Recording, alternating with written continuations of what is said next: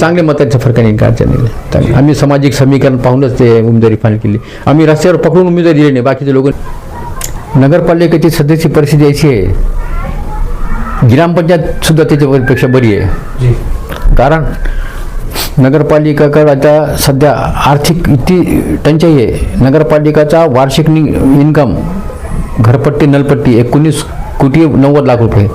वास्तविक पाहता बीड शहराचे 2011मध्ये हद्दवाढ झाल्यानंतर त्याच्यामध्ये जे रिव्हिजन करायला पाहिजे होता, जसं मी नगराध्यक्ष असताना 99मध्ये 98मध्ये रिव्हिजन झाला, ते 2011मध्ये हद्दवाढ झाली, त्याच्यानंतर रिव्हिजन झालं नाही.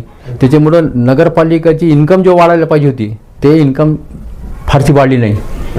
आणि ते जोपर्यंत नगरपालिकेची इन्कम वाढत नाही तोपर्यंत नगरपालिकेची आर्थिक परिस्थिती ढबघाईत राहणार आहे आणि तुम्हाला काहीच करता येणार नाही.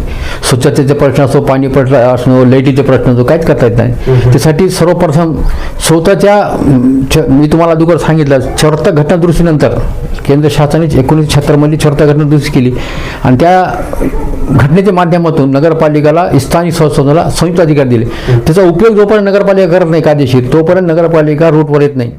आणि नगरपालिका रूटवर आणि यायचं असेल तर नगरपालिकाचे स्वतःचे स्रोत इन्कमचे वाढावं लागेल. एक तर तुम्हाला रिव्हिजन करावं लागेल, तुमचे कॉम्प्लेक्स जे जागा असेल म्हणजे शिल्लक आहे BOTवर तुम्हाला कॉम्प्लेक्स बनावायला तयार करावं लागेल. त्याच्यामुळे 2 फायदे, ते नगरपालिकाचे उत्पन्न तर वाढणारच आहे, जो बेरोजगार आहे त्याला रोजगारसुद्धा एक संधी मिळणार त्याच्यामधून. ते एक विषय. मी नगराध्यक्षांना सिद्धिविनायक कॉम्प्लेक्स असो किंवा जवाहरलाल नेहरू अथर्व कॉम्प्लेक्स, ते तिन्ही माझे पिरियडमध्ये